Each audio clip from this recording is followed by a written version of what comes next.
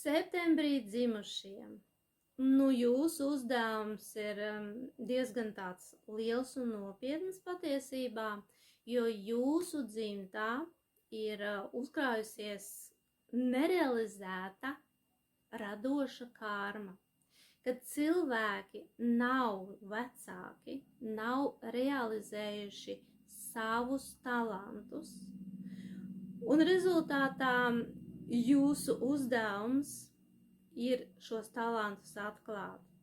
Un ne tikai viņus atklāt, bet arī realizēt. Jums ir jādara, jāstrādā, nevis tur, kur ir ērti, bet tas, kas jums patīk, to jums ir jādara.